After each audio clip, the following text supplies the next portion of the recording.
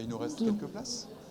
Donc je vous propose qu'on commence dès maintenant. Donc bonjour à tous, merci d'être présents à notre table ronde sur l'export des produits agricoles et agroalimentaires vers les États-Unis sous l'administration Trump 2.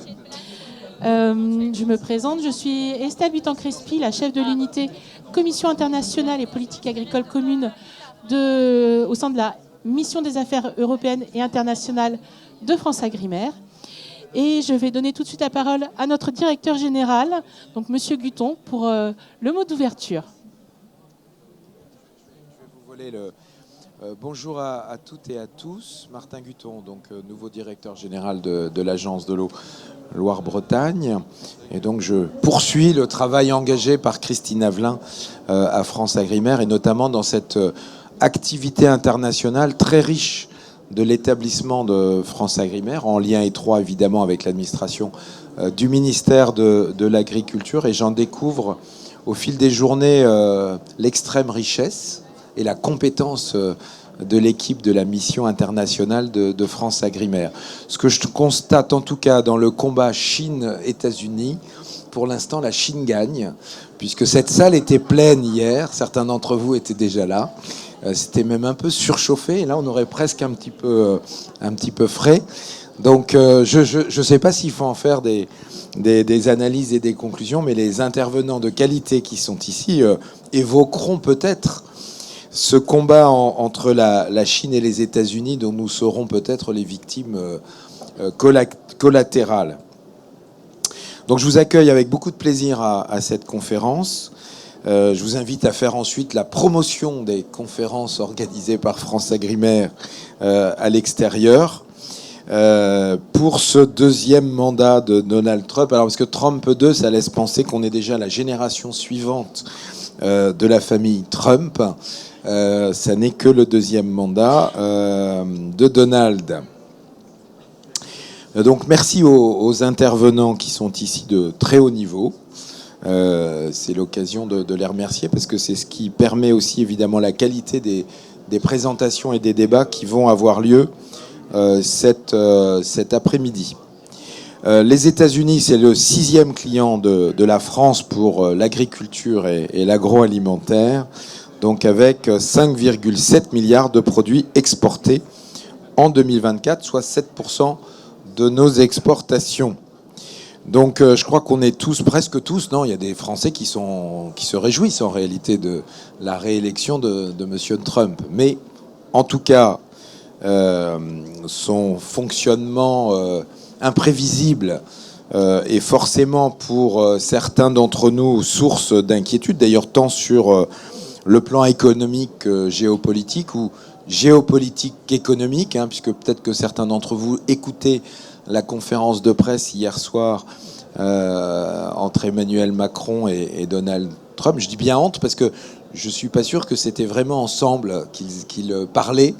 Et j'ai eu l'impression d'un certain nombre de différences, même si le président de la République française a essayé de mettre en avant ce qui rapprochait les deux nations. Donc ces incertitudes et ces évolutions, surtout très très rapide, ce qu'on met dans mes éléments de langage, c'est notamment ces interventions sur les réseaux sociaux. Enfin, je crois qu'il utilise surtout X, qu'on peut lire nous ici le matin, sont évidemment inquiétants. Moi, j'avoue que je m'étais désabonné à la fin du premier mandat de Donald Trump et que je ne me suis pas depuis réabonné à son compte, même si j'avais trouvé quand même intéressant de pouvoir avoir la pensée du président des États-Unis en direct tous les jours. Donc c'est sans doute une information quand même à aller lire quand on travaille sur le plan international, même si à un moment donné, quand on était quand même quasiment dans un coup d'État à la fin de son mandat, on pouvait s'interroger sur l'intérêt de le suivre. En tout cas, tout ça produit de l'incertitude, et on sait que comme les hommes et les femmes, les acteurs économiques n'aiment pas l'incertitude. Donc nous rentrons dans un nouveau mandat, ce mandat Trump 2, et il a commencé très vite par un certain nombre de menaces ou en tout cas d'une logique de rapports commerciaux auxquels nous ne sommes peut-être pas habitués dans les relations diplomatiques. Il rappelait d'ailleurs hier qu'il était un agent immobilier. Il le disait clairement, et c'était à l'aune de son expérience professionnelle qu'il fonctionnait. Et donc on peut s'inquiéter effectivement des conséquences pour les filières agroalimentaires qui sont déjà touchées par d'autres décisions internationales. Je pense au secteur des spiritueux, avec les conséquences des décisions autour des véhicules électriques et qui impactent aujourd'hui la filière en question. Donc je présente aujourd'hui, mais certains d'entre vous sont déjà connus et bien connus, Christian Lijard, donc conseiller aux affaires agricoles à l'ambassade de France à Washington, avec Charles Martin Ferreira,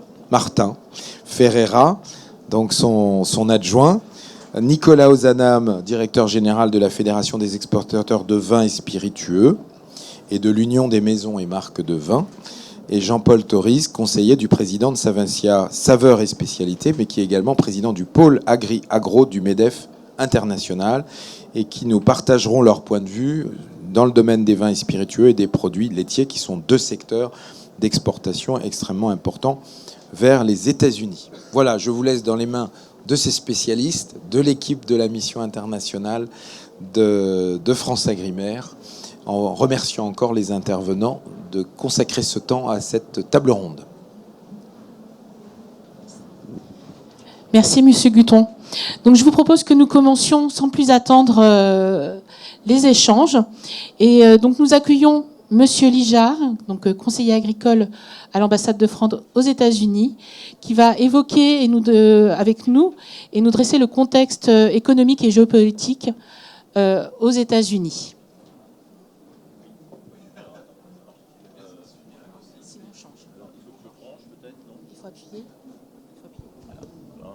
Ensuite, on m'a dit de parler comme ça. C'est bon, vous m'entendez bien? Bon après-midi, mesdames et messieurs. Bon, alors, avant même que je commence, il est important de voir la situation aux États-Unis de façon dépassionnée. Je considère qu'ici, on la voit de façon trop caricaturale. Et d'ailleurs, où il est Martin, là? Il a parlé de coup d'État. C'est vraiment un truc à discuter. C'est pas un coup d'État. Bon, donc tout ça pour vous dire que vous allez avoir une parole de quelqu'un relativement, peut-être, objectif. En tout cas, dépassionné. Alors, je me propose, en un quart d'heure, mais je sais qu'on m'arrêtera si je dépasse, de vous présenter un petit cadrage, d'abord politique. Ensuite, je passerai sur le cadrage économique avant d'aller sur le cadrage commercial qui est... en l'occurrence, le thème de cette conférence. Et bon, je suis heureux de voir que quand même la salle se remplit, qu'on va peut-être égaliser les collègues sur la Chine, mais les États-Unis sont quand même le premier pays d'exportateur pour nos produits agricoles et agroalimentaires devant la Chine. Il ne faut pas l'oublier non plus. Allez, on y va, c'est parti sur le contexte politique. Donald Trump a été élu de façon incontestable. Et c'est totalement différent de la première élection de novembre 2016. Donc, il emporte les 7 États clés, qui sont grisés, enfin, qui sont bariolés là, et notamment les 3 États de la Rust Belt, le Wisconsin, le Michigan, la Pennsylvanie. Rust Belt, ce sont les États industriels, dans lesquels il y a eu du chômage, il y a eu les délocalisations, où il y a eu les perdants, je dirais, de la mondialisation. Et ce sont des États qui étaient traditionnellement démocrates. Et donc Donald Trump les emporte. Il les avait gagnés en 2016, c'est ça qui lui avait permis de gagner, même s'il n'avait pas emporté le vote populaire. En 2016, il est élu grâce à ces 3 États. Il les regagne en 2020, il en gagne même d'autres. Et donc il a une majorité large de grands électeurs, puisque c'est le système américain, je ne rentre pas dans les détails, sinon on n'est pas sorti, de 312 à 226. Mais surtout, et contrairement à 2016, il remporte le vote populaire avec 77,3 millions de voix, soit 3 millions de plus qu'en 2020, contre 75 à Kamala Harris, qui perd 6 300 000 voix par rapport à Joe Biden. C'est pour moi, voilà, c'est une victoire incontestable. Et cette victoire incontestable, elle se double d'une victoire également du Parti républicain aux élections dites des représentants, qui seraient nos élections législatives. Donc c'est cette carte-là. Les républicains l'emportent avec 3% d'écart contre les démocrates. Finalement, en nombre de sièges, c'est beaucoup plus serré, puisque c'est 220-215. Si c'était une élection proportionnelle, ils auraient eu un écart d'une douzaine de sièges minimum. Mais ils emportent, parce que ça, ici, on vote, enfin, tous les électeurs votent. Hein, la Chambre des représentants est renouvelée tous les 2 ans. Donc, en 2024, en novembre 2024, les Républicains emportent la Chambre. Ils emportent également le Sénat. Alors, le Sénat, c'est différent, on vote par tiers, mais ils gagnent 4 sièges, ce qui leur permet de passer de 49 à 53, et donc ils ont la majorité au Sénat. Donc, le Congrès est contrôlé par les Républicains, comme sous Trump 1 d'ailleurs, mais les conditions étaient un peu différentes, mais surtout, et c'est ça qui est l'essentiel à mon sens, avec des élus républicains beaucoup plus alignés idéologiquement sur le mouvement MAGA. MAGA, comme vous le savez, Make America Great Again, c'est-à-dire c'est vraiment le cœur de ce que pense, enfin, du projet politique de Donald Trump. Alors que dans le premier mandat, en fait, il y avait encore, je dirais, le parti républicain traditionnel. Là, ce n'est plus le parti républicain traditionnel, c'est le nouveau parti républicain. Voilà. Ça, c'est, à mon sens, aussi très important de voir ce contrôle du Congrès sous Trump 2, je dirais, en ligne avec le projet du président. Autre chose majeure qu'il faut avoir en tête, c'est qu'encore à l'heure actuelle, alors ça date du 19 février, c'est avant que je parte, j'ai regardé ce matin, les écarts sont un tout petit peu plus faibles, mais ils restent majoritairement positif. C'est-à-dire que le président Trump, pour l'instant, a le soutien de l'opinion publique. Ce n'était pas le cas sous Trump 1. Sous Trump 1, en dehors des 2-3 mois au début de la crise sanitaire Covid, il a toujours été en négatif. C'est-à-dire c'était un président qui avait plus de gens contre lui qu'en sa faveur. Ce n'est pas le cas cette fois-ci. Donc c'est un président qui a le soutien du peuple américain. C'est, sur un plan démocratique, je trouve quand même quelque chose qu'il faut souligner. Donc, une installation d'administration Trump de beaucoup plus facile qu'en 2017, un président bien élu, toujours aussi disruptif, certes, qui veut aller vite, qui occupe toute la scène. Et ce qui s'est passé encore hier, sur un sujet qui n'est pas notre sujet agricole, qui est un sujet peut-être plus important quand même, le montre.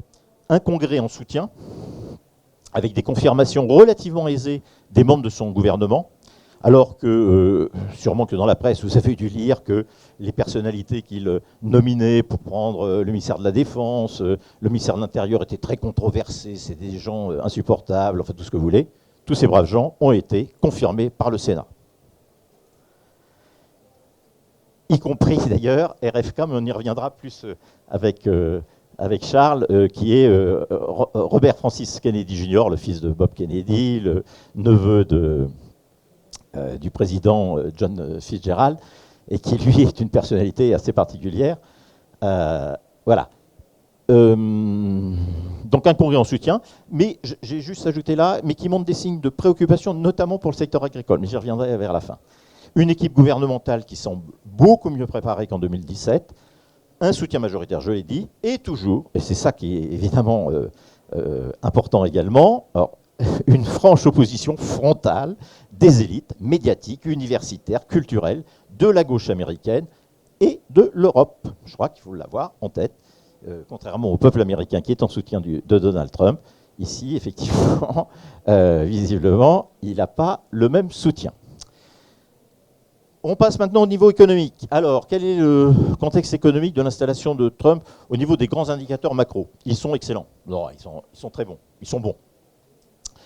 Un PIB voilà, qui tourne 2024 à 2,5%. Alors, c'est les prévisions de la Fed, ça peut changer de 0,1% tous les mois, mais donc prévision pour 2024 enfin 2,5%, je crois que c'est un peu plus même. Pour 2025 et 2026, c'est des prévisions donc, de croissance qui sont en tout cas nettement supérieures à la zone euro. Un taux de chômage qui est plein emploi, 4%, on est au niveau du plein emploi. L'inflation, c'est un petit, comment dire, un point de fragilité. Ça n'a plus rien à voir avec le niveau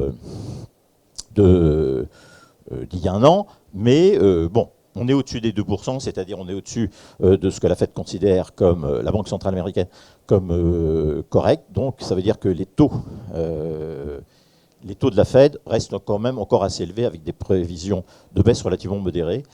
Voilà. Et oui, il y a l'inflation. Il y a l'inflation sous-jacente, c'est-à-dire hors énergie et hors alimentation. Vous voyez, elle n'est pas maîtrisée. Voilà. Et c'est probablement une fragilité, hein, parce que s'il y a donc avec des fragilités potentielles, je dis, donc les fragilités au risque économique pour les États-Unis résident essentiellement dans l'incertitude des politiques qui vont être réellement mises en place, parce qu'on est encore dans une grande lessiveuse et les choses évoluent quasiment tous les jours, et de leurs conséquences récessives ou vertueuses. Ce sera le cas donc sur l'inflation, les taux d'intérêt et partant sur la croissance. Et un président Trump, il faut toujours avoir ça en tête. Alors, je ne sais pas s'il est uniquement un agent immobilier, c'est également quelqu'un qui est effectivement très préoccupé par le milieu des affaires, et donc il sera extrêmement attentif aux signaux des marchés financiers, notamment les marchés d'actions. Si les marchés d'actions devaient baisser, il réviserait sa politique économique, notamment au niveau commercial. Aux États-Unis, on est d'abord des pragmatiques avant d'être des idéologues. Alors, les priorités programmatiques et la politique commerciale. Alors, les priorités programmatiques. Et c'est là-dessus qu'il a été élu. Enfin, il ne faut jamais oublier, et c'est vraiment fondamental. Donc, la maîtrise des flux migratoires et l'expulsion des résidents illégaux. C'est toute la problématique de la sécurisation de la frontière sud. C'est la révolution du bon sens qui s'attache à déwokiser l'État fédéral. Donc, c'est terminé, plus de DEI, on revient, on doit être aveugle à la couleur de peau, et c'est la méritocratie qui s'impose. Ce ne sont pas des valeurs ou des principes qui devraient hérisser le poil à un Français universaliste, hein, mais visiblement, ça surprend. C'est également une volonté de réforme de l'État fédéral. Alors bien sûr, avec des personnages un petit peu sulfureux, avec Elon Musk notamment, à la tête de ce Department of Government Efficiency, donc qui n'est pas un véritable ministère, qui est une structure, disons, le fameux DOGE, avec comme objectif une réduction des effectifs des fonctionnaires fédéraux. Ils ont un objectif de réduction de 10%. Les fonctionnaires fédéraux, c'est 2 millions d'agents, mais ça ne dit pas la fonction publique américaine, parce qu'en fait, la plupart des fonctionnaires, des agents publics américains sont au niveau des États fédérés. Hein. N'oubliez jamais que vous êtes dans un État fédéral, pas dans un État unitaire comme la France. Et donc les effectifs et les dépenses, c'est ce fameux objectif de réduction alors de 1000 ou 2000 milliards de dollars de la dépense publique. Et une politique commerciale qui rééquilibre le solde des échanges, qui réindustrialise l'activité économique et renforce la souveraineté et la puissance américaine. Alors, j'en viens donc à cette politique commerciale qui est un outil principal et central de la politique MAGA. Sur la politique commerciale, quel est l'état des lieux? C'est que les États-Unis sont le premier client du monde. C'est ça qu'il faut avoir en tête. Ce que Donald Trump ne veut pas accepter, c'est d'avoir, et 2024 était encore un record, 1200 milliards de dollars de déficit commercial. Voilà le déficit commercial. Alors, les pays sont classés en niveau de déficit. Donc d'abord la Chine, mais l'Union européenne, on n'est pas loin. Oups, voilà, c'est là.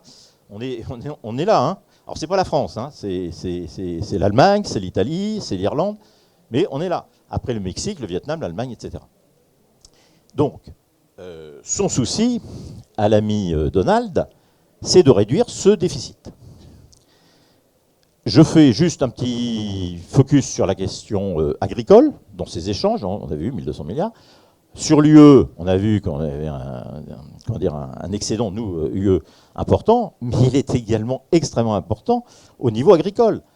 Si nous, on exporte, alors on a les chiffres de 2023, mais 2024, c'est un peu plus, en gros, 30 milliards de dollars de biens agricoles, agroalimentaires, on n'en importe que 12. Donc Trump, il dit, c'est quoi cette histoire? Pourquoi on a un déficit de 18? Enfin, il va falloir régler ça. Donc il y a une situation où le déficit est une réalité, et où son souci de rééquilibrer tout ça a quand même une légitimité. Voilà. Donc, ce mécanisme tarifaire est en fait un couteau suisse pour Donald Trump. C'est-à-dire qu'il a plusieurs objectifs qu'il va rechercher. C'est bien sûr, sur certains secteurs, retrouver une certaine souveraineté. Donc on va parler des microprocesseurs, des semi-conducteurs, de la pharmacie, j'en oublie. Alors l'automobile, c'est plus secteur... oui. Donc sur les choses vraiment de sécurité nationale. Une politique économique centrée sur le travailleur et non plus sur le consommateur. Et c'est l'une des révolutions commerciales aussi. L'objectif, c'est pas d'avoir le prix le plus bas, parce que ça, c'est... D'ailleurs, les démocrates étaient sur la même ligne.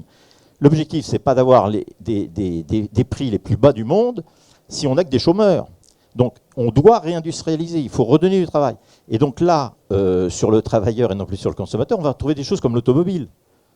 Pourquoi importer les automobiles si on peut les faire aux États-Unis? C'était la politique de Biden. Simplement, Biden utilisait l'outil budgétaire, c'est-à-dire on faisait des crédits d'impôt pour des gens qui achetaient des voitures assemblées aux États-Unis. Trump, ça plutôt dans l'idée, je mets des barrières tarifaires aux voitures qui rentrent aux États-Unis pour inciter le constructeur à mettre son usine aux États-Unis. Donc on peut faire toujours vendre des Mercedes, vendre des BM ou je ne sais quoi, mais si elles sont faites aux États-Unis. Enfin, réduction du déséquilibre des échanges en important moins ou en exportant plus. Puisque pour réduire, ce n'est pas nécessairement de mettre des barrières, c'est de vendre plus. Et ça va rentrer en résonance avec le projet de droit réciproque. C'est-à-dire, on va regarder ligne par ligne, alors je vais prendre l'exemple qui est souvent pris, qui n'est pas sur un sujet agricole, sur l'automobile. Moi, américain, je taxe à 2,5% les voitures. Pourquoi les Européens les taxent à 10? Donc de deux choses l'une, soit vous mettez vous aussi 2,5, très bien, soit moi je vous mets 10. Mais il faut qu'on trouve un moyen de réciprocité, de droit réciproque. Sur le domaine agricole, j'avais identifié par exemple le fait que nous on devait taxer autour de 20%, alors c'est très variable selon les produits laitiers, de façon beaucoup plus importante que ce que font les Américains. Donc, ça y est, il me reste plus que 2 minutes, donc voilà, je le savais. Donc, levier de négociation diplomatique, c'est l'affaire, mais je peux répondre aux questions, hein. Mexique-Canada, l'objectif n'était à ce stade-là pas commercial, c'était la sécurisation de la frontière et le trafic de drogue. Levier de rééquilibrage des équilibres commerciaux et des droits réciproques, j'en ai parlé. Levier de réindustrialisation dans tous les secteurs stratégiques, socialement ou en termes de sécurité. Donc, acier-aluminium, ça c'est du stratégique. Semi-conducteurs, pareil. Produits pharmaceutiques aussi. Automobile, ça va être social, c'est-à-dire c'est faire venir les usines. Éventuellement, levier de rentrée fiscale. Et je termine. Donc, sur le paradoxe agricole, c'est un secteur agricole qui a voté majoritairement pour Trump, mais dont les principales politiques vont un peu contre leurs intérêts à court terme. C'est le problème des immigrés illégaux, parce qu'ils constituent 40% de la main-d'œuvre dans les champs. Donc, effectivement, mais il y a une possibilité d'avoir un cadre légal pour la main-d'œuvre saisonnière, par exemple. La crainte d'une politique commerciale agressive qui pourrait entraver les exportations, ben oui, parce que les agriculteurs, ce qu'ils cherchent, c'est pas qu'on mette des barrières pour protéger leur marché intérieur, absolument pas. Ce qu'ils veulent, c'est pouvoir exporter plus. Et ce qu'ils craignent, c'est qu'en mettant des droits, la politique de Trump entraîne des rétorsions des partenaires, et donc que ça leur bouche des capacités d'exportation. Crainte d'un défaut d'assistance des services de l'USDA. Là, c'est la politique donc, de réduction des effectifs, comme je l'ai dit tout à l'heure. Ben, évidemment, si on réduit les effectifs, il y aura un peu moins de fonctionnaires de l'USDA pour soutenir ou assister les agriculteurs. Voilà. En revanche, le seul point positif, c'est la promesse d'un allègement des normes, des réglementations, etc. Voilà. Donc, en matière commerciale, les agriculteurs américains demandent d'abord plus d'exportation et pas plus de protection à l'import. Oui, parce qu'il n'y a pas de menace sur les filières, sauf rare exception, c'est l'histoire de sucre ou autre. En revanche, l'exportation qui concerne 20% de la production agricole américaine est un élément du modèle économique de ce secteur et les agriculteurs souhaitent plus de débouchés. Voilà. Désolé, j'ai été obligé d'aller trop vite, mais bon. Merci beaucoup, Monsieur Lijard, pour votre éclairage, pour toutes ces précisions sur des éléments concrets et la présentation donc, de tout ce contexte. Donc, je vais me tourner maintenant vers Monsieur Charles Martins Ferreira, donc, qui est conseiller agricole également adjoint à l'ambassade de France aux États-Unis et spécialiste des questions sanitaires et phytosanitaires, qui va donc nous présenter les normes et les conditions d'accès au marché. Merci et merci à Christian. Pour cet exposé plus politique, je ne vais pas rentrer trop dans la technique sanitaire et phytosanitaire, sinon on ne s'en sortirait pas. Puis je ne voudrais pas casser cette dynamique que tu as initiée. On va quand même regarder ça sous un angle un tout petit peu, sans trop rentrer politique, mais avec une boule de cristal, voir ce que ça pourrait donner. Mais je rappelle des fondamentaux que vous avez tous en tête. Exporter aux États-Unis, c'est avoir en tête qu'on a deux administrations qui ont une compétence en sécurité sanitaire des aliments, l'USDA, le ministère de l'Agriculture, pour essentiellement, là j'ai fait vraiment un grand trait, viande de vos produits, on ne va pas rentrer plus dans les détails, et le principe c'est tout est interdit sauf à avoir des autorisations pour exporter aux États-Unis avec des niveaux d'exigence élevés. On les connaît, c'est assez difficile. On a très peu, nous, d'exportateurs, par exemple, français, dans le domaine des produits carnés. Et il y en aura de moins en moins, puisqu'on a encore eu cette année un établissement en moins. On n'a plus que 8 établissements. Ce n'est rien quand on compare, par exemple, avec la Chine, mais c'est peut-être complètement différent aussi sur les potentiels de marché, et ainsi de suite. On a une autre administration, la FDA, on y reviendra par la suite, la Food and Drug Administration, qui elle a une compétence plus large sur un nombre de produits beaucoup plus grand, qui couvrirait 80% de l'alimentation. On va dire que tout serait presque autorisé, mais il y a effectivement tout un tas de formalités administratives à respecter. Je dirais de la viscosité administrative, parce qu'il y a effectivement des procédures à suivre, qui sont ce qu'elles sont. Les opérateurs qui commercialisent aux États-Unis les connaissent. Ils en ont fait ils les connaissent, ils les appliquent, et si tout est bien appliqué, tout se passe bien, si je puis dire. On a ensuite une troisième autorité, le TTB, sur les alcools et boissons, mais pour autant, alcools et boissons peuvent être aussi soumis à certaines prescriptions, on va dire, sanitaires émanant de la FDA. Je ne rentre pas plus dans le détail, parce qu'on est là, nous, à l'ambassade, pour vous donner tout un tas d'informations, donc n'hésitez pas à nous contacter. Et alors, voilà. Que peut-on exporter? Je disais tout à l'heure que c'était un marché, c'était écrit un marché mature, c'est-à-dire que l'on sait exactement ce que l'on peut exporter vers les États-Unis. Les constantes ne changent pas, c'est essentiellement vin et spiritueux, 70%. Ensuite viennent les fromages, ensuite viennent tout ce qui est épicerie, pâtisserie, des produits stables. Ça relève de la FDA. Et tout ça, ça constitue 5,6 ou un peu plus maintenant milliards d'euros de chiffre d'affaires par an. C'était en 2023. Là, c'est un tout petit peu plus, peut-être en 2024. Presque tout est autorisé, sauf, je dirais presque l'essentiel, les viandes de volaille, les viandes ovines, les ovoproduits. Les produits laitiers de grade A, donc ce sont les yaourts, ce sont les crèmes, ce sont les beurres, avec un fort protectionnisme du marché américain. Nos fameux fromages à pâte molle à lait cru, qui eux, depuis les années 80, sont bannis. Peut-être quelque chose sur laquelle on pourrait revenir d'ailleurs avec le nouveau ministre de la Santé. Les mollusques vivants sont toujours proscrits. Fruits et légumes.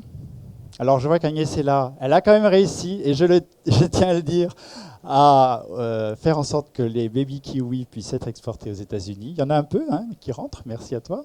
Donc ça a été un dossier de longue haleine. Mais on n'a pas beaucoup de demandes venant des exportateurs français.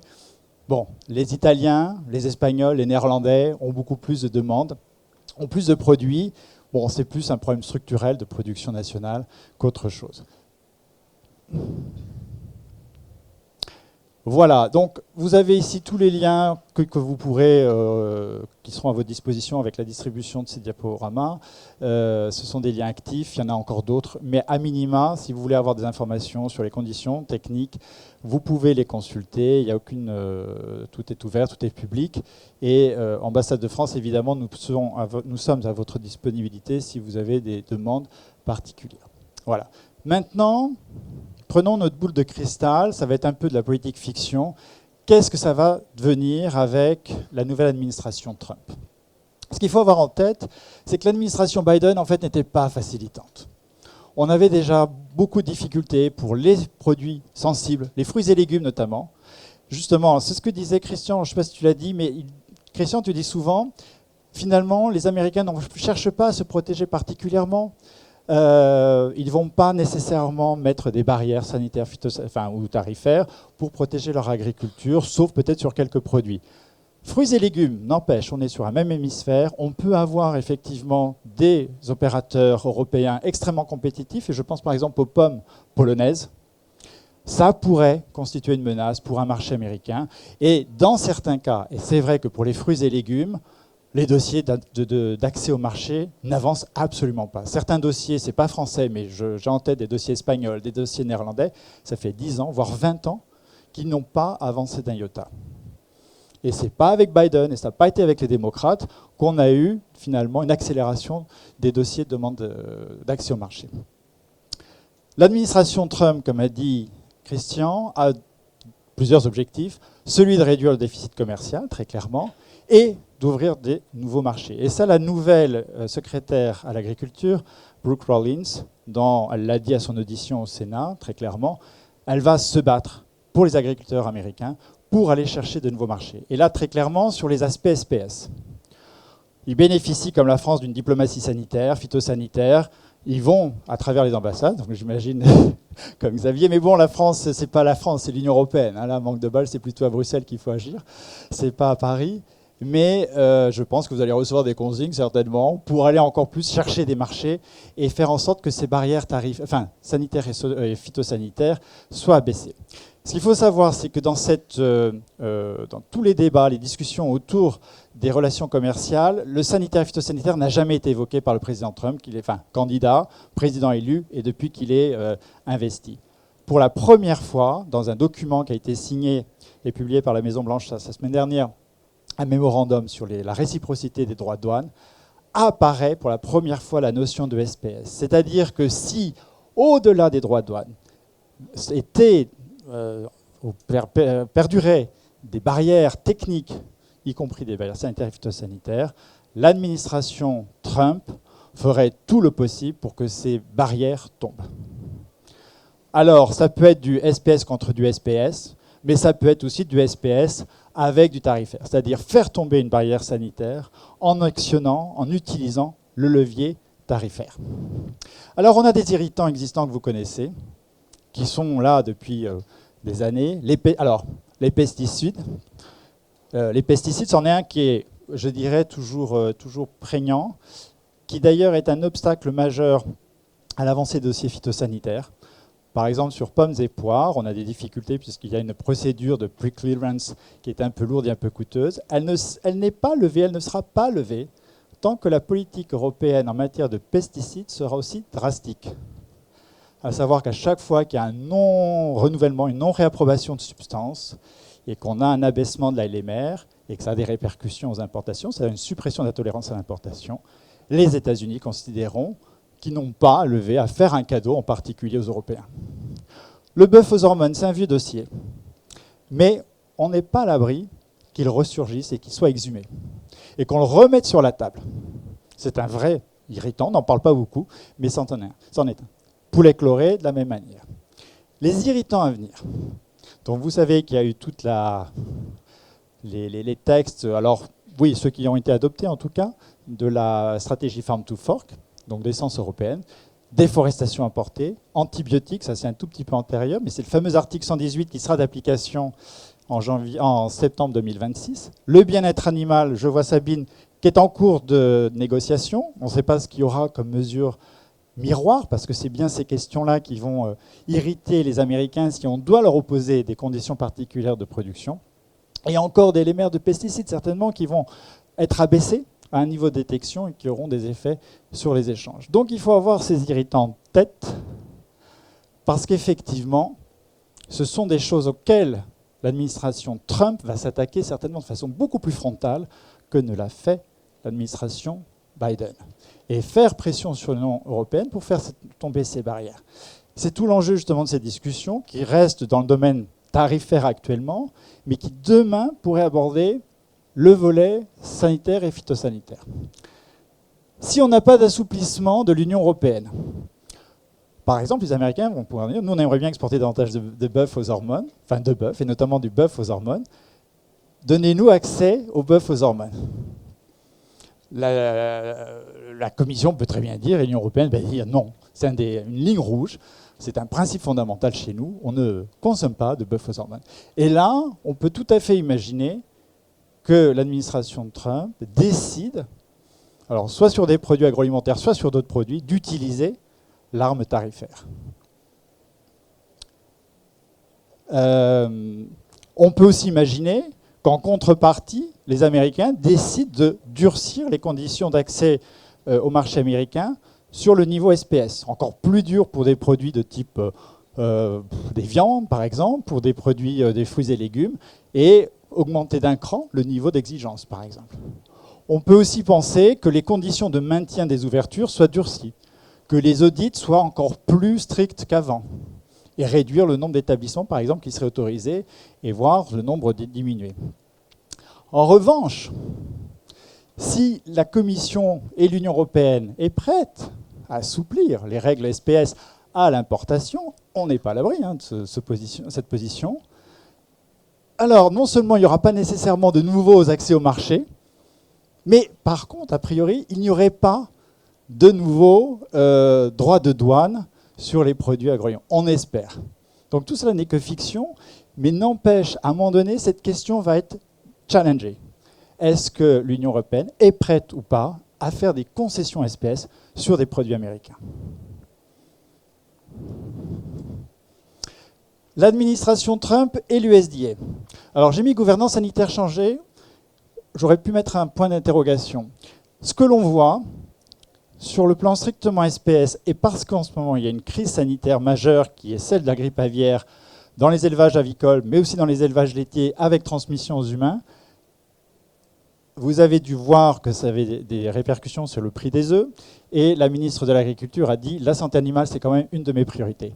Par contre, ce qu'elle a annoncé là, il y a une semaine, en matière de gouvernance sanitaire, pour nous, ça nous décoifferait. Parce que ce qu'elle dit, c'est « je vais revoir les conditions, par exemple, de zonage, faire moins d'abattage préventif ». On sait que ça peut avoir des répercussions de santé publique, santé animale, par exemple. Il va y avoir, alors ça, c'est pas de son fait, réduction des effectifs. Mais quand on apprend que ça touche directement le cœur du réacteur, et notamment les laboratoires de référence en santé animale, ça peut avoir des effets et des incidences sur la santé animale, la cartographie, santé animale, santé publique. Alors la question de la vaccination, très intéressante. Jusqu'à il y a 3 semaines, on avait un embargo américain, canadien sur les volailles françaises et les produits de volaille. Ça a été levé juste avant la passation de pouvoir, si je puis dire. Donc c'était la toute dernière semaine de l'administration Biden. Avec Trump, on parle maintenant de vaccination parce qu'effectivement, il y a une poussée très forte de la filière ponte qui subit des dommages très forts. La filière poulet de chair maintient sa pression pour qu'il n'y ait pas de vaccination de façon à préserver ses exportations. Un arbitrage est attendu, mais si vaccination il y a, ça va peut-être aussi changer la relation, ne serait-ce que franco-américaine, parce que nous avons essuyé les plâtres dans ce domaine-là. 2 minutes. Allez, on va... Voilà, je vais passer au reste, parce que ça c'est très intéressant, c'est sur la partie aval, l'alimentation, avec notamment la nomination de Kennedy, Robert Francis Kennedy, donc à la tête de la santé, ça a été confirmé il y a 10 jours, qui lui a des positions radicales en matière d'alimentation. Et ça c'est super, parce que très clairement ce qu'il a dit, c'est qu'il voulait aligner les normes américaines sur les normes européennes. Et là, c'est vraiment quelque chose qui est complètement nouveau dans le paysage SPS. Son souhait de vouloir réduire les résidus chimiques d'une manière générale dans l'alimentation, parce qu'il a un motif, un leitmotiv, un objectif, c'est diminuer les maladies ou s'attaquer aux maladies chroniques infantiles. Et considère que tous les intrants chimiques, additifs, pesticides, antibiotiques, ont des effets sur les maladies chroniques chez les enfants, mais de fait chez les adultes aussi. Changer les processus agroalimentaires avec des aliments moins ultra transformés, s'attaquer à l'obésité, il parle d'épidémie d'obésité. Alors, promotion du lait cru, parce que selon lui, les produits naturels renforcent l'immunité naturelle. Donc ça, c'est génial pour nous, pour nos fromages. Changer les habitudes alimentaires et notamment révision des Dietary Guidelines qui encadrent globalement les schémas de restauration collective, scolaire, les programmes aussi nationaux alimentaires. Il veut donner un grand coup de pied dans la FDA, la réformer. Donc on va voir ce que ça va donner, est-ce qu'il va vraiment y aller. À la fois le pilier food et le pilier drogue. Pour nous, c'est surtout le pilier food. avoir un positionnement qu'on qualifierait plus de EU-friendly. Donc là, très clairement, ça pourrait effectivement être à notre avantage. Mais bon. Et pour autant, est-ce qu'on aura une facilitation des importations européennes aux États-Unis? Point d'interrogation. Voilà, conclusion, et j'en ai fini. Donc c'est l'incertitude la plus totale, en réalité. Une imprévisibilité absolument totale de la part d'un président qui fait des annonces sur annonces qui changent du jour au lendemain. Parce que, comme le disait Christian, c'est le pragmatisme qui prime, en fonction de ce qu'on peut lui dire et des résistances qu'il peut avoir face à lui. Des tensions commerciales, c'est sûr, elles sont déjà là, elles sont certaines.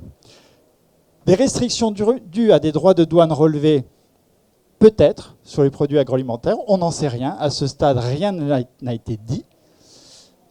Et de fait, difficile de dire si les conditions des SPS d'accès au marché américain seront inchangées, durcies ou atténuées.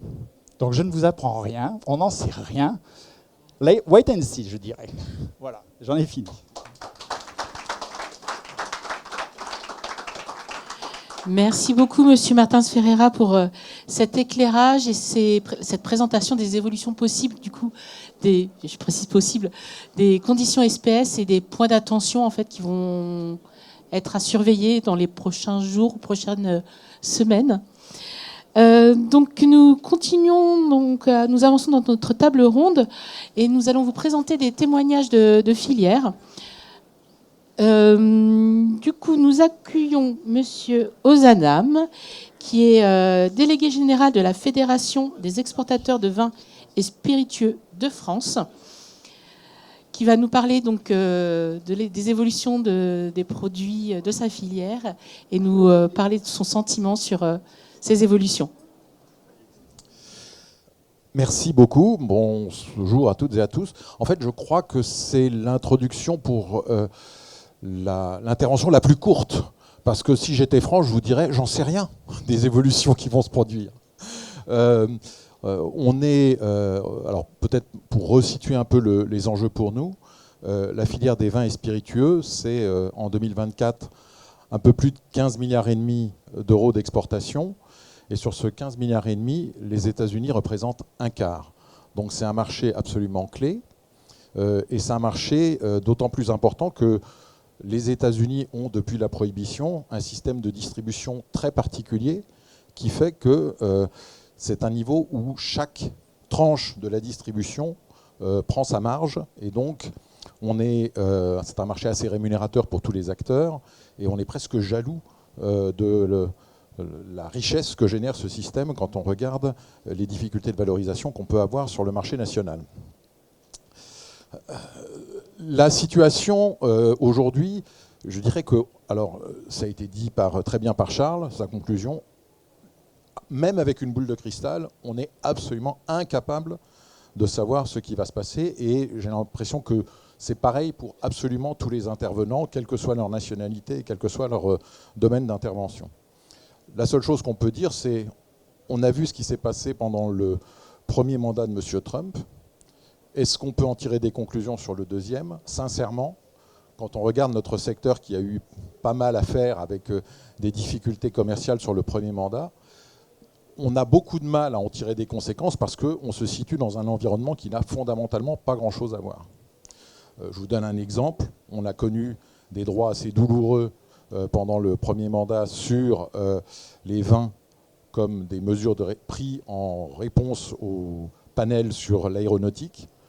C'est absolument pas ce qui se profile aujourd'hui dans les annonces depuis le début de l'année de la part de l'administration Trump. Donc encore une fois, on a connu la douleur pendant les 4 années du mandat de M. Trump il y a 8 ans maintenant, mais le contexte auquel on fait face aujourd'hui n'a pas grand-chose à voir. Et c'est donc particulièrement difficile de se projeter parce que ça ne fonctionne pas du tout de la même manière. Et si je puis appeler ça une expérience dans un sens, l'expérience qu'on a eue pendant ces 4 premières années de mandat sont absolument pas reproductibles ou prolongeables sur les 4 années qui viennent. Qu'est-ce qu'on sait? Pas grand-chose. On est comme vous, en tout cas les plus fous d'entre vous. On est greffé sur la page des communications de la Maison-Blanche et puis on dévore, si j'ose dire, toutes les nuits les fact sheets, les déclarations, les mémos, les trucs, les machins. En fait, on observe deux choses. C'est que ça tire, si j'ose dire, tous azimuts. On a une quantité d'annonces absolument impressionnante depuis le 20 janvier. Et puis on a d'ailleurs en parallèle aussi une quantité importante d'annonces de report ou de différés dans les mesures, ce qui fait qu'on craint prendre la foudre et le lendemain on se rend compte que la foudre est finalement reportée à un autre jour. Mais l'orage est toujours là. Donc c'est cette espèce de pression permanente est là et c'est ce qui crée une insécurité, c'est ce qui crée une imprévisibilité. C'est très dommageable pour les entreprises parce que c'est très compliqué de se projeter sur ce qu'on va pouvoir faire. Mais j'ai l'impression que c'est vrai pour à la fois les administrations européennes et, oserais-je le dire, parfois peut-être aussi pour les administrations américaines. Et donc, en fait, le fait majeur, c'est l'imprévisibilité. Et le deuxième fait qui nous surprend, entre guillemets, et je pense qu'on n'est pas les seuls, c'est le fait que l'outil tarifaire devient un levier pour toutes les politiques. Donc on l'a vu tout de suite avec les affaires sur le Canada et le Mexique.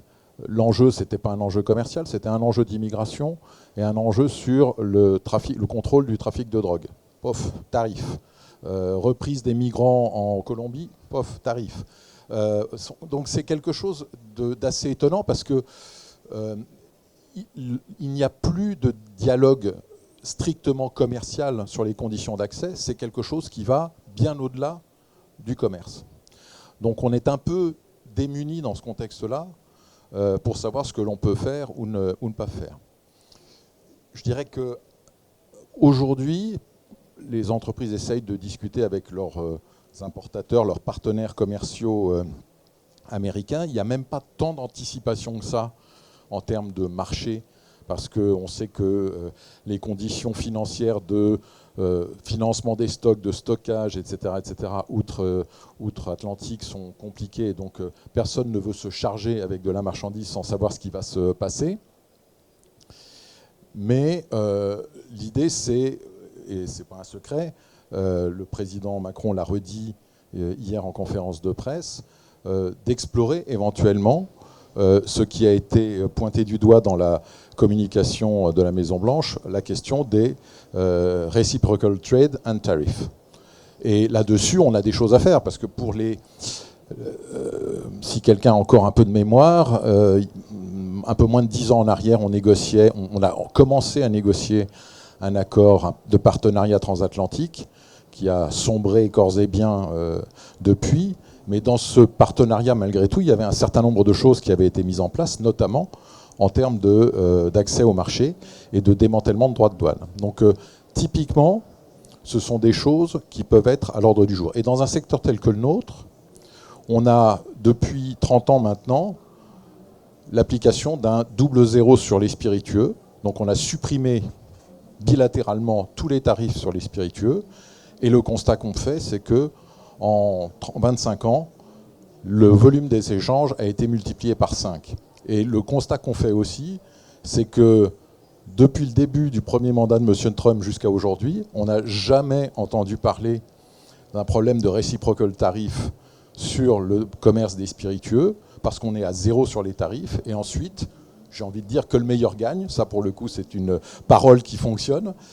Chacun se développe sur son marché et clairement, on expédie plus de spiritueux européens sur le marché américain que de spiritueux américains sur le marché européen.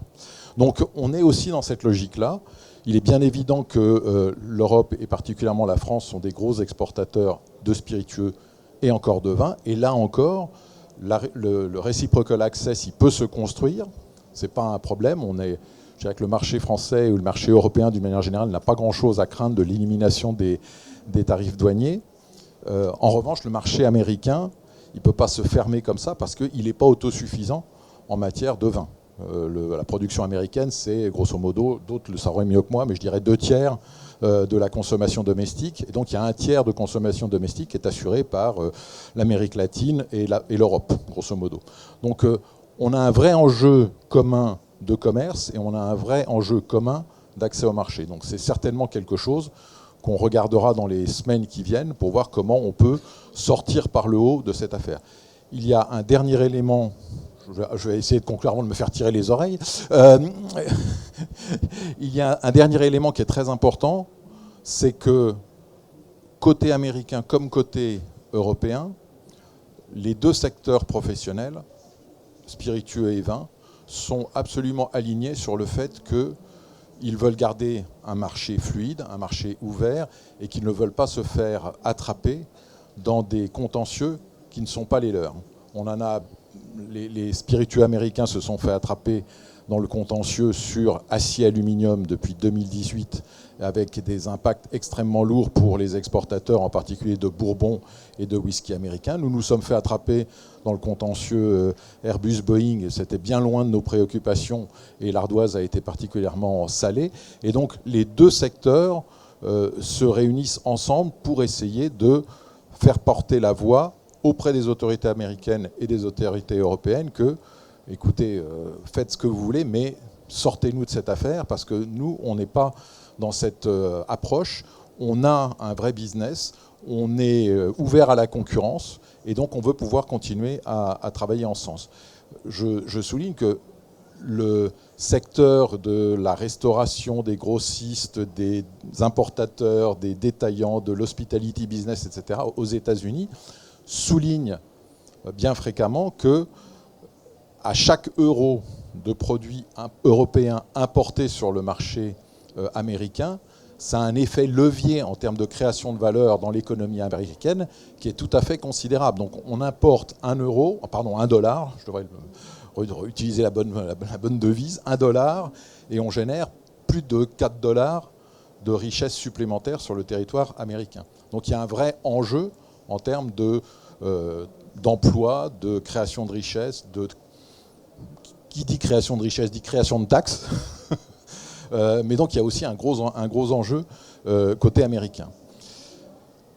Est-ce qu'on peut se préparer davantage ? Sincèrement, si quelqu'un a une idée, on est preneur. Mais pour le moment, on tend le dos. On essaye de porter la bonne parole sur ce qu'il est possible de faire et sur le fait que l'ouverture des marchés de part et d'autre est un facteur de création de richesse et de, on va dire, paix commerciale. On est très engagé là-dessus, mais il est vrai qu'on a quand même quelques nuages devant nous avec les risques que l'on voit de revenir sur des actions unilatérales entraînant des réactions à partir de la mi-mars et sur un calendrier qui ensuite va s'étaler dans le temps. Mais comme on le dit et comme on l'a vu depuis le début, à chaque fois qu'on a fixé une échéance, on a eu quelque temps plus tard un report d'échéance pour faire monter la mayonnaise, pour malgré tout permettre de trouver un espace pour la discussion. Donc on est toujours, peut-être qu'on se raccroche à ce qu'on peut, mais on est toujours dans l'idée qu'il faut laisser du temps pour la discussion et que le pire n'est jamais certain. Donc nous, on est extrêmement attentifs à tout ce qui se passe. On ne crie pas au loup, parce que pour le moment, je dirais so far, so good. C'est celui qui tombe depuis le 15e étage et qui dit ça à chaque étage. Le tout, c'est d'atterrir. Et donc, on va voir comment on atterrit. Mais pour le moment, on n'a pas la moindre visibilité sur quelle sera la sortie du système. On espère qu'elle sera la plus pacifique possible et la plus fluide possible. Mais je ne suis pas capable de vous en dire beaucoup plus sur le sujet. Voilà. Merci. Merci Monsieur Ozanam pour nous avoir présenté donc, ce contexte particulier de la filière vin et spiritueux, les différences entre le premier mandat et le deuxième mandat de Monsieur Trump et la position à avoir dans les prochaines semaines également ou prochains mois. Merci à vous. Et donc maintenant nous allons accueillir donc Monsieur Toris qui est conseiller du président de Savencis. Spécialité. Savencia. Oh, pardon, excusez-moi. Je mélange les mots. Donc président du pôle agri-agro de MEDEF International, qui donc va nous faire un témoignage sur la filière des laits et produits laitiers. Oui, et pour commencer, je voudrais remettre, parce que je suis aussi administrateur de l'ANIA et de la Commission internationale de l'ANIA, remettre un peu le sujet dans le débat général. Il y a ici Denis Leroux, je suis administrateur aussi du Comité national de promotion agroalimentaire, et on va vous parler après-demain ici au salon de notre déficit de balance commerciale agroalimentaire. Je dis déficit, oui déficit. Nous étions champions du monde en 2010, on était presque champions, on était vice-champions, on était deuxième, on va être septième en 2024. Dans une France où le déficit commercial va atteindre 81 milliards, on est toujours en 2024 une des rares filières encore positives. Mais très faiblement, hein, j'ai mes notes, 4 milliards 9. Alors on me dirait c'est pas mal, on est le troisième secteur exportateur, mais si j'enlève les produits de mon ami Nicolas, eh ben on est en déficit de 10 milliards. Et le pire, c'est que nous sommes sur un marché unique européen et que c'est lui qui nous inflige la sanction. On est en déficit de 12 milliards avec nos voisins européens sur un marché unique. C'est dire donc que la compensation qu'on fait encore, c'est sur les marchés tiers. Et en tête desquels la Chine, dont on parlait hier ici, et les États-Unis. Donc vous voyez à quel point ces marchés tiers sont importants pour nous. Ils nous sauvent l'honneur. Sans être un excédent exceptionnel de 3 milliards et quelques, ils nous sauvent l'honneur. Et si on les perd, puisqu'on en parlait hier pour la Chine, hein, puisque nous avons l'habitude, nous sommes un peu des produits symboliques. Hein, donc les vins, évidemment, les spiritueux, mais aussi les fromages et les produits laitiers. Donc on a l'habitude d'être les victimes collatérales. Donc on est en balance aujourd'hui, rien n'est décidé. On est sous une enquête anti-subvention de la part de la Chine, nous aussi les fromages et les produits laitiers dans le cas du conflit sur les batteries de voitures électriques. Et puis nous avons l'habitude aux États-Unis, parce que comme les vins et spiritueux, nous avions souffert des contre-coups du conflit Airbus-Boeing, où nos bons fromages, alors, pas tous les laits crus sont pas tous interdits, il suffit qu'ils aient un affinage certain. On avait beaucoup parlé du Roquefort, qui est longuement affiné, qui est permis aux États-Unis. Donc voilà, donc on est plutôt inquiet. La filière laitière maintenant sur laquelle je me focalise, elle est l'exacte illustration de ce phénomène. Hein. On est le deuxième secteur exportateur aux États-Unis, beaucoup bien loin derrière nos amis des vins et spiritueux, mais quand même pour nous c'est un excédent commercial de 260 millions d'euros, essentiellement constitué de fromage. Nous exportons beaucoup, et je crois que c'est un point commun pour les vins et les fromages. C'est pas un marché de gros volume, mais pour nous en tout cas, c'est un marché de grosse valeur. Hein. Et je remercie toujours l'ambassade qui a hébergé quelques chapitres de la Guilde des fromagers pour démontrer aux Américains que nous avons les meilleurs fromages du monde, ce qui est exact. Et ils sont aussi très chers. On est plutôt sur le haut de gamme. Alors on me dirait pourquoi on est en solde positif, parce qu'on n'importe pas de fromage des États-Unis. Bon, ça, je pense que tous ceux qui connaissent le pays, et vous messieurs, sauraient en tant que Français expatriés qu'il vaut mieux continuer à importer et goûter des fromages d'excellence française. Voilà.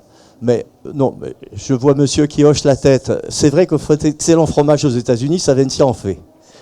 Voilà. Nous fabriquons aux États-Unis, dans l'Oregon, le champion du monde des fromages qui s'appelle Rock River Blue. Mais c'est vrai que sur la quantité, disons, la France tient bien la route. Voilà. Alors maintenant, moi je suis exactement comme vous et tous les autres secteurs, hein, puisqu'il y a les boissons en tête, les produits laitiers. Après, il y a les préparations à base de céréales, préparations de légumes, chocolat, qui sont les secteurs exportateurs. On est tous dans l'attente. Et là, je vais paraphraser ce qu'a dit mon prédécesseur. Que va-t-il arriver, hein? Alors, nous, on n'est pas les plus gros. Hein. On parle, j'ai vu ce matin dans la dépêche que l'acier et l'alu allaient toucher 28 milliards de taxes européens, de taxes. Et nous, vous voyez qu'on n'est pas dans les mêmes grandeurs du tout. Nous ne sommes pas, entre guillemets, responsables, en tout cas si on prend filière par filière. Hein. Au total, on est, comme vous l'avez montré, un déficit important pour les États-Unis, mais qui n'est pas si extravagant que ça par rapport à tous les autres chiffres qui sont mentionnés. C'est vrai que si réciprocité devait y avoir, je pense, parce qu'on l'avait vécu en test pendant la crise Boeing-Airbus, qu'effectivement, ça m'apparaîtrait logique qu'on égalise les droits de douane. Vous voyez ? Parce que, alors, les États-Unis ont un système extrêmement complexe parce qu'ils ont un tarif par ligne de produit. C'est-à-dire que le brebis, c'est à 0%, le bleu, c'est à 15%, allez savoir pourquoi, etc. Et donc, ils ont autant de lignes de fromage. Et vous savez que nous sommes le pays du fromage, nous en avons des milliers. Hein, donc, si on égalisait tout à 10, je pense que ça ne serait pas trop mal. Parce que finalement, on s'est habitué. Qu'est-ce qui a été positif ces dernières années? C'est le dollar, hein, il faut bien le dire. Et la dernière fois, pendant la crise de Boeing et Airbus, on avait assez bien supporté la hausse de tarifs. Pourquoi? Parce que nos consommateurs ne sont pas des trumpistes. Hein. En général, ils vivent dans des grandes villes sur les deux côtes. Vous avez montré la carte électorale. Et ils sont plutôt en moyen de payer quelques cents, voire $1 de plus pour leurs produits préférés.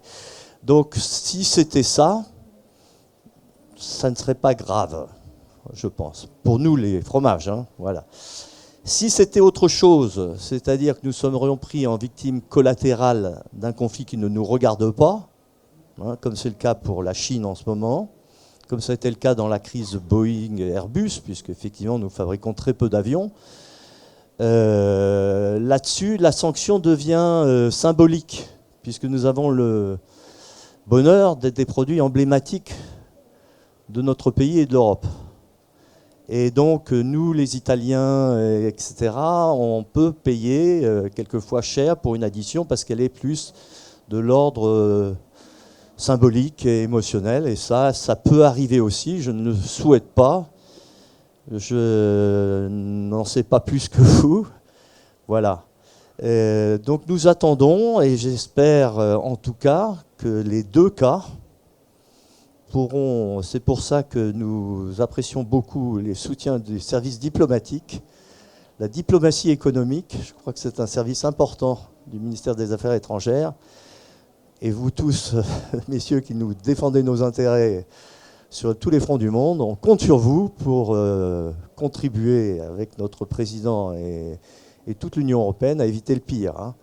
Maintenant, voilà, hein. Comme ça a été dit moult fois, il est imprévisible. Alors, je ne crois pas qu'il aime le Roquefort, mais on verra bien. Voilà tout ce que je peux dire.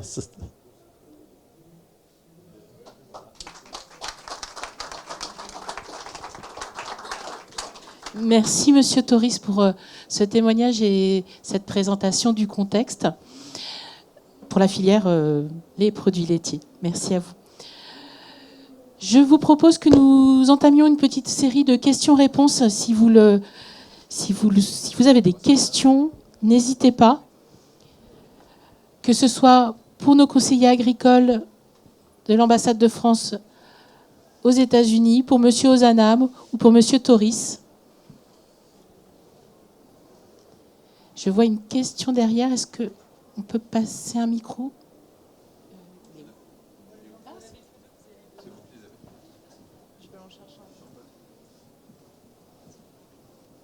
Bonjour à tous et merci d'abord pour ces excellentes présentations. Je suis Philippe Mitko, je représente le groupe InVivo dans sa branche exportation de céréales et je fais aussi partie du conseil spécialisé de France Agrimaire Grande Culture. Ma question s'adresse plutôt à nos représentants de l'ambassade française aux États-Unis. Aucun d'entre vous n'a mentionné l'OMC.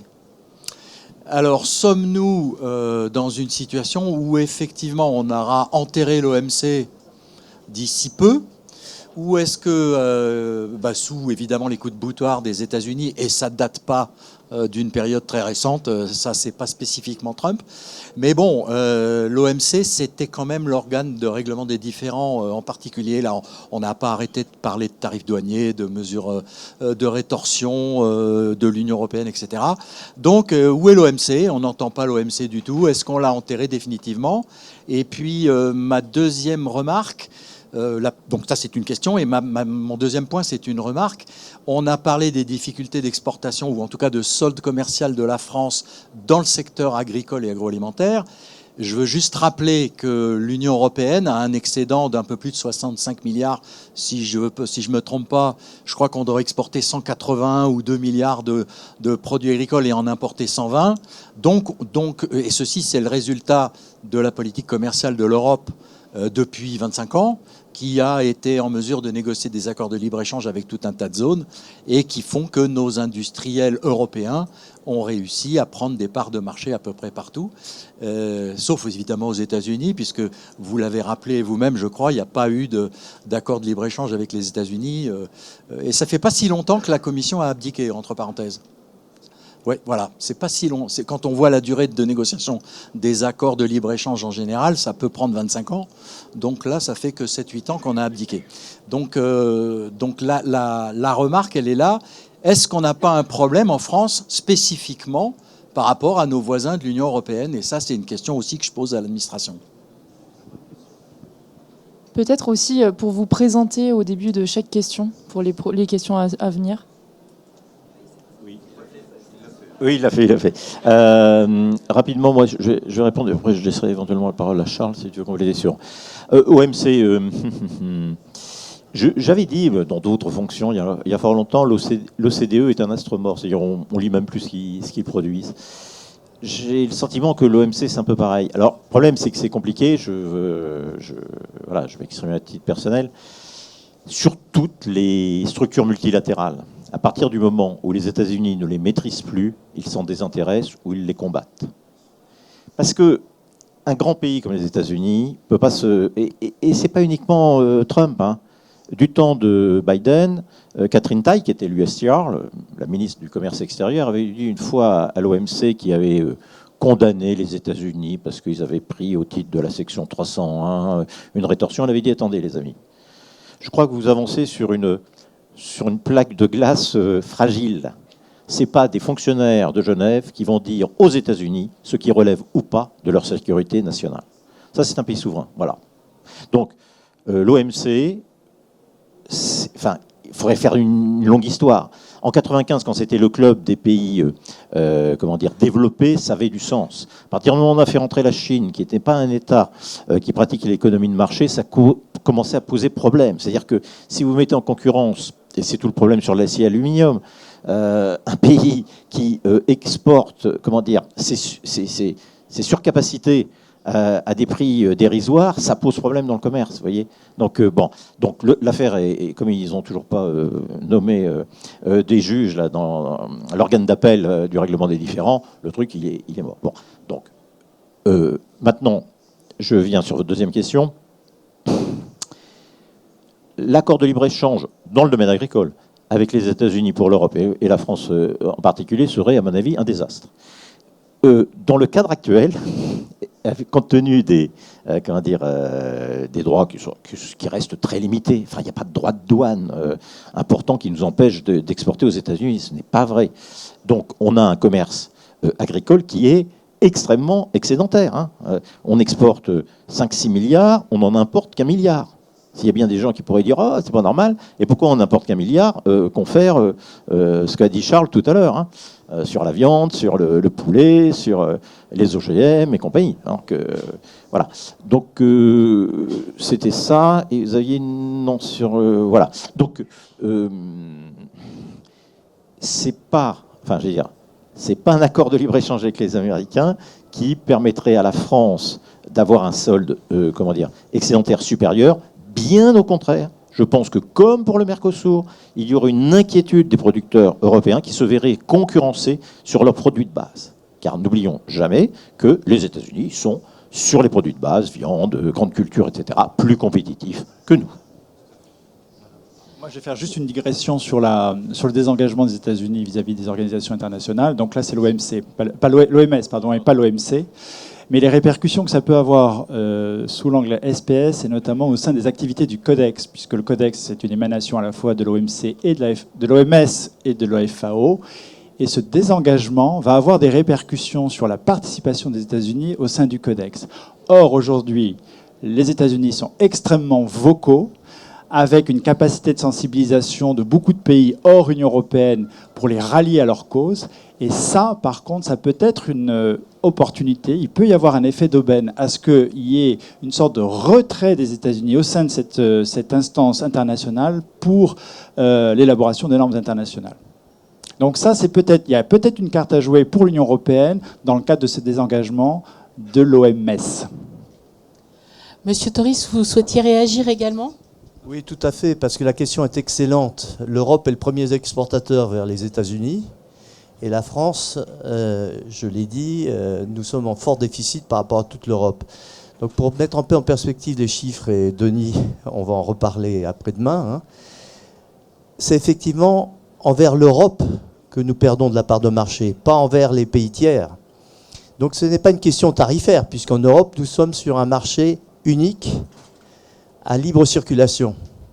Donc ce n'est pas une question de tarif, c'est une question, tout simplement, nous sommes dépassés. J'ai dit on va peut-être être 7e, on était 6e en 2023, on va attendre notre rang en 2024, mais on a été dépassé par l'Italie, l'Allemagne, on attend d'être dépassé par l'Espagne.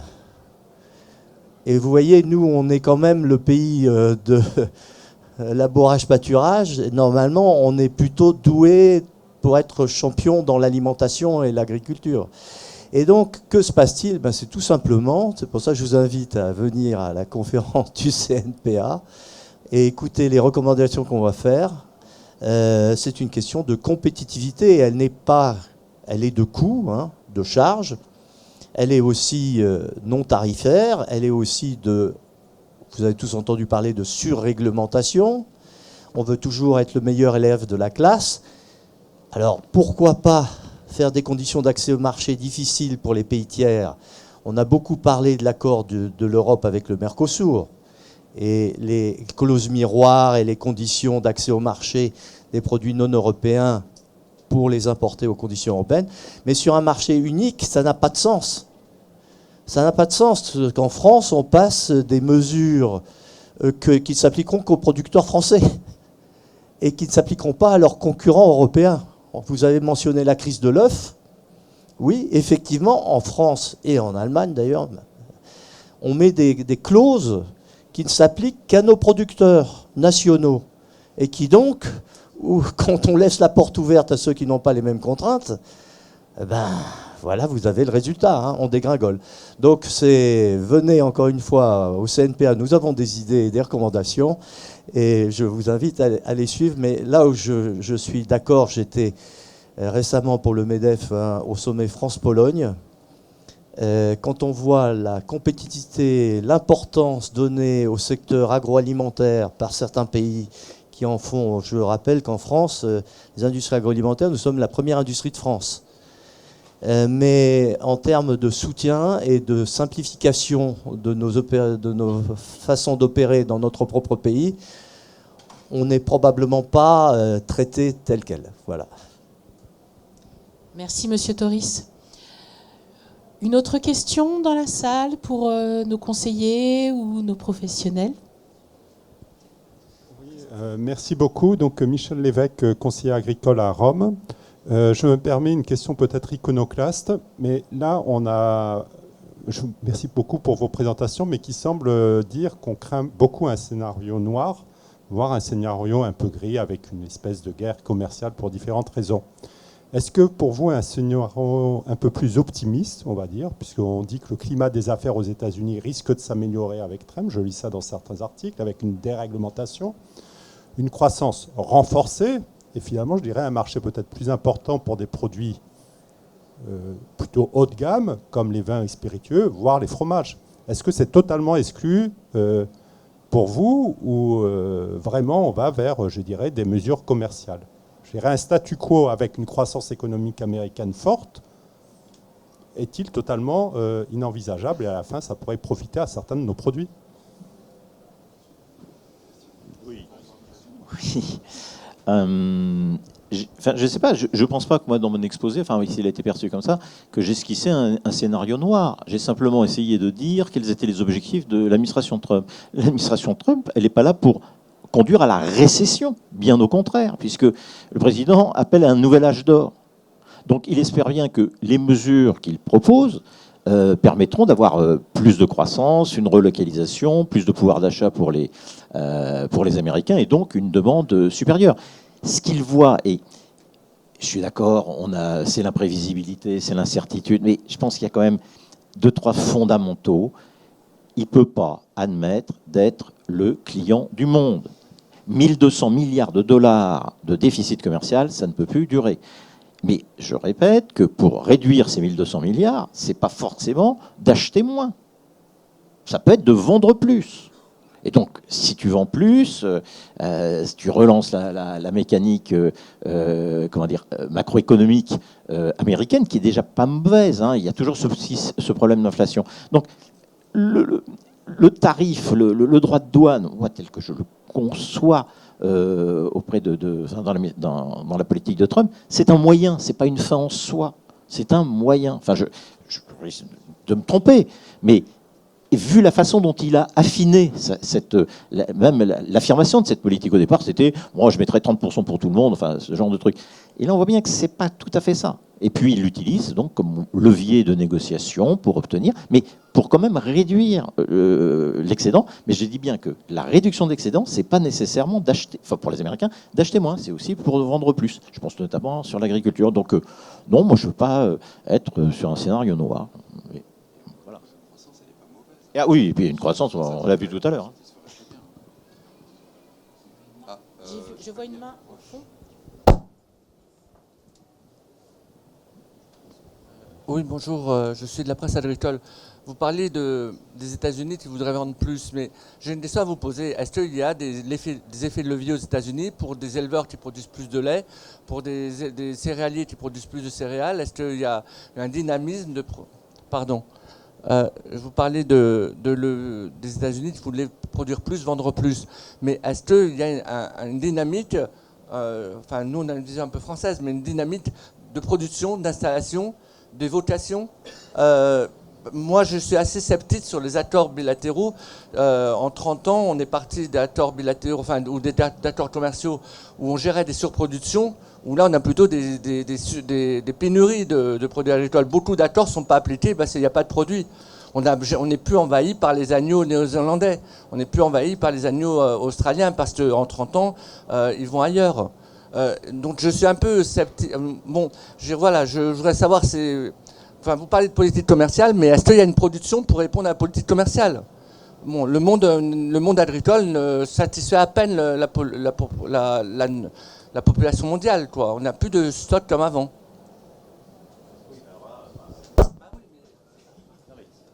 Non mais, alors, monsieur, vous soulevez un point qui est très intéressant. C'est ici maintenant, dans le monde agricole, enfin, on est un peu anti-tarif. Hein. Tout le monde dit, enfin, je rappelle à cet auditoire que l'agriculture française s'est développée grâce aux tarifs. Si nous n'avions pas protégé avec des... Alors, mais ça y allait, parce que les prélèvements à l'importation, c'était quelque chose de coton. C'est-à-dire que c'était impossible d'acheter une tonne de blé américain si, vous connaissez les systèmes du prêt de seuil, etc. Donc, toute l'agriculture européenne et française s'est développée grâce aux tarifs. Hein, et il y avait eu un truc absurde, c'est que, ce faisant, on a surproduit et qu'il fallait ensuite aller demander de l'argent aux contribuables pour exporter. C'est pas comme ça que les États-Unis voient le développement de leur agriculture. Alors maintenant, pour répondre à votre question, est-ce qu'il y a des soldes exportables? Évidemment qu'il y a des soldes exportables. Après, il y a des marchés qui sont plus rémunérateurs que d'autres. Il est plus intéressant d'aller vendre, par exemple, en Europe, puisque c'est un marché solvable, etc., que d'aller explorer des marchés un peu plus compliqués, dans des procédures d'être payés, etc. Sur l'acte de production agricole américaine, regardez sur 30 ans l'augmentation des productions des grandes cultures, soja, maïs, sur le lait. Vous allez voir, c'est une explosion. Parce que, contrairement, par exemple, en lait, c'est des augmentations. Alors, ce sont des augmentations grâce à la technologie. Grâce à la technologie. Hein. Donc, la consommation de lait au niveau des États-Unis est plutôt stable, voilà. Donc, il y a des capacités d'exportation, c'est évident. Il y a des capacités d'exportation. Enfin, comment dire? Donc, oui.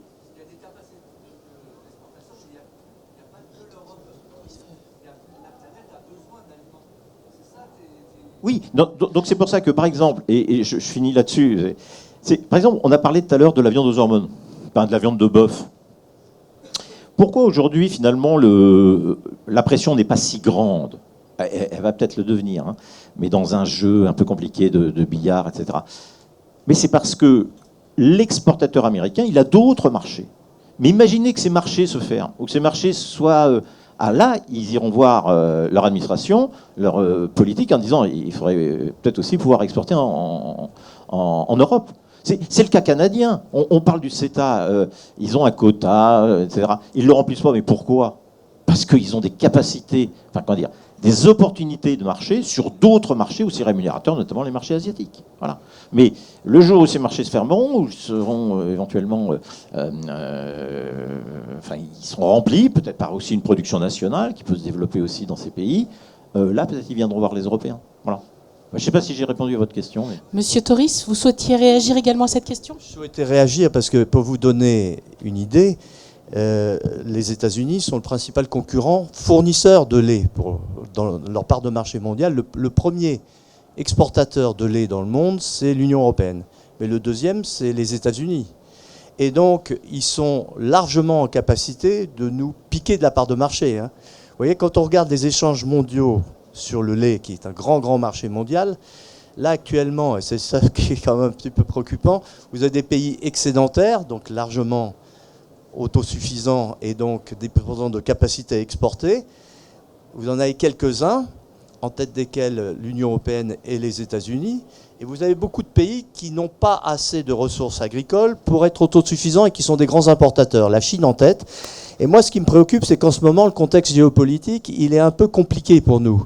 Parce que le premier client pour les produits laitiers du monde, d'importation de toutes origines, c'est la Chine.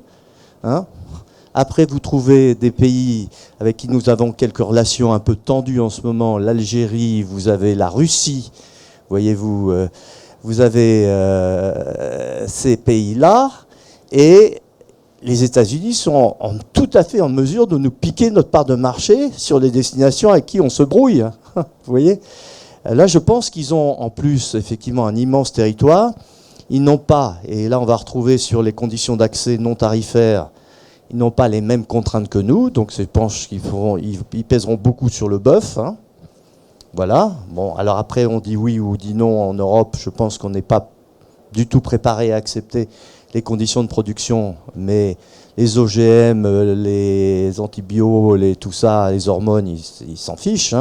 Les conditions de développement durable, ils s'en fichent un peu quand même. Quand vous entendez drill, drill, drill, pendant que nous, on va avoir...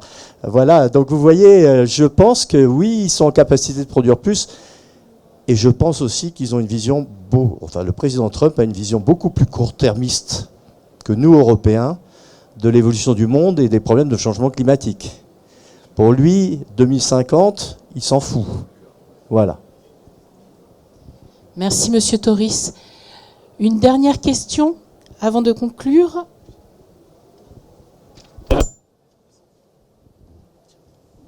Merci beaucoup. Claire Maurice, société Hopscotch, s'occupe de la promotion des produits agricoles à travers le monde.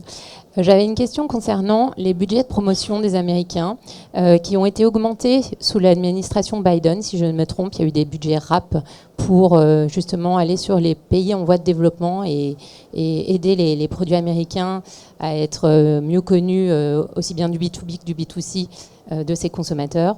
Je voudrais savoir si vous pensez qu'avec les réductions des fonctionnaires et peut-être les coupes budgétaires, ces budgets ont vocation à perdurer.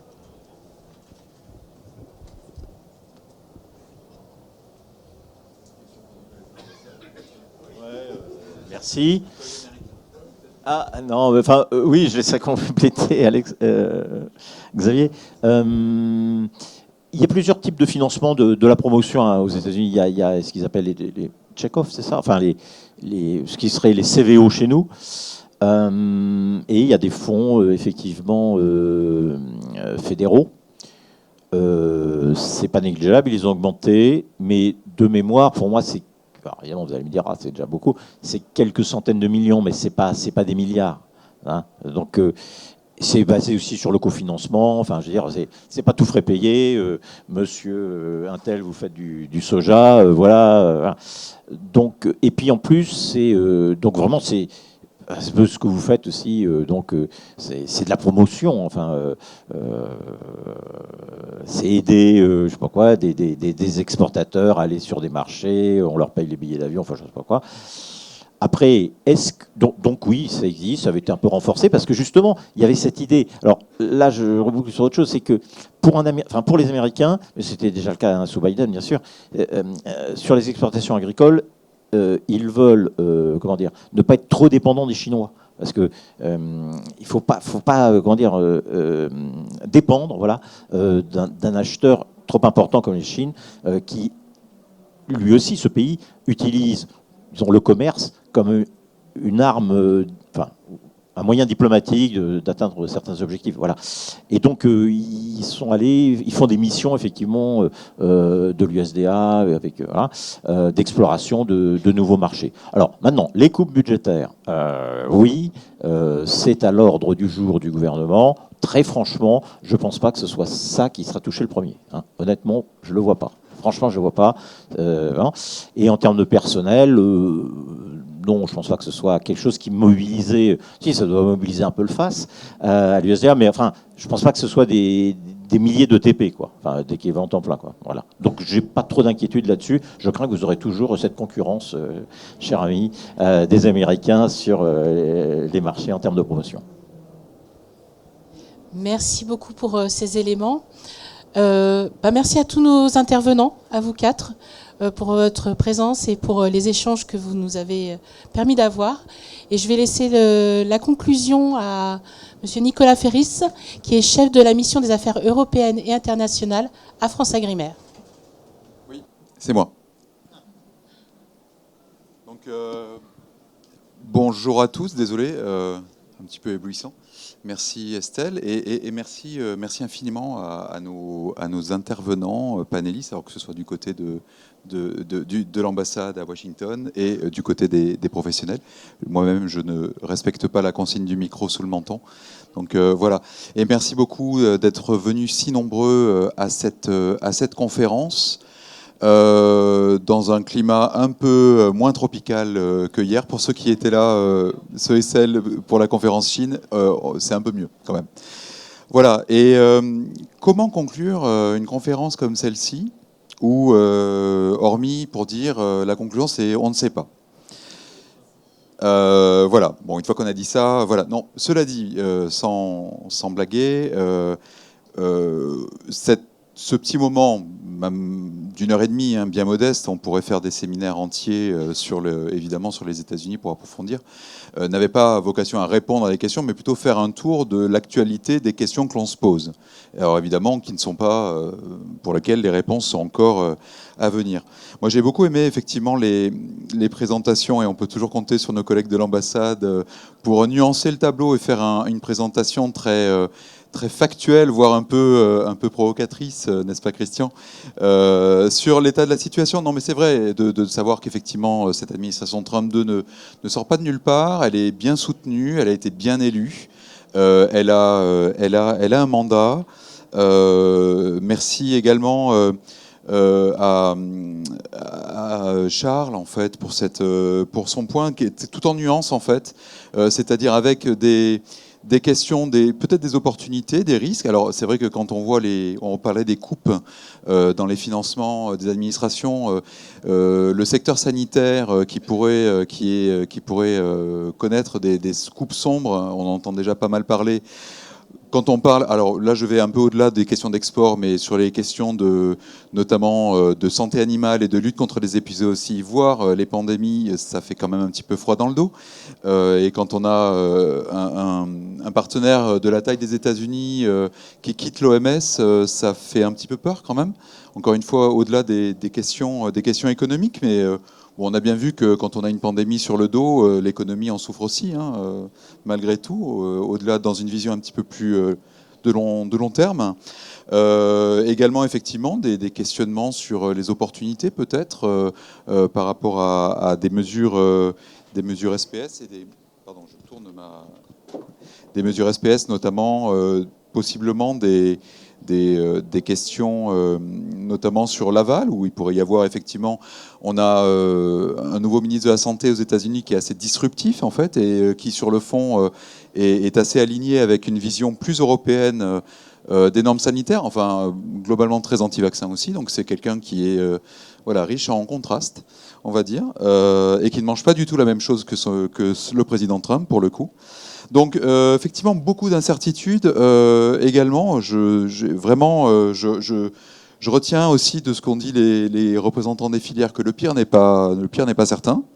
Effectivement, mais il y a des effets dominos et des situations complexes. Et merci aussi à Monsieur Toris d'avoir aussi replacé le contexte plus général de la compétitivité française, et du fait effectivement qu'on a des exportations, des échanges intra-européens qui sont de plus en plus difficiles et qui nous emmènent effectivement vers des pays tiers, alors qu'au fond, effectivement, c'est peut-être vers nos pays les plus proches qu'il faudrait d'abord exporter davantage. Ce qui peut-être... alors, sous réserve... oui. Et effectivement, moi, ce qui m'inquiète un petit peu aussi, c'est que j'ai l'impression que le logiciel du nouveau président Trump n'est pas du tout sur un mode gagnant-gagnant, en fait. On est vraiment sur un bon vieux jeu à somme nulle, et que s'il gagne, on perd. Et effectivement, j'ai noté aussi dans une de tes présentations, un de tes points, Charles, effectivement, que finalement, sur les normes, on pouvait perdre des choses, mais on n'avait pas grand-chose à gagner en accès au marché, ce qui est quand même pas extrêmement enthousiasmant. Voilà, donc en fait, effectivement, beaucoup de questions, beaucoup d'incertitudes, ce qui n'est pas de nature globalement à nous rassurer, mais ce dont on peut vous assurer, pour le coup, c'est qu'effectivement, avec l'ambassade, les services de France Agrimaire, du ministère et les autres partenaires comme on dit, la Team Export, on reste mobilisés pour accompagner les filières et faire passer aussi de l'information, parce que je crois que la diffusion d'informations dans des temps comme ceux-ci, c'est vraiment très très important. Donc encore une fois, merci beaucoup à tous et à toutes. Les présentations seront diffusées aux participants inscrits, mais comme vous êtes tous inscrits dans la salle, vous l'aurez tous. Et effectivement, également, la vidéo sera en ligne sur la chaîne YouTube de France Agrimaire. Donc merci beaucoup et à bientôt sur notre stand pour d'autres activités.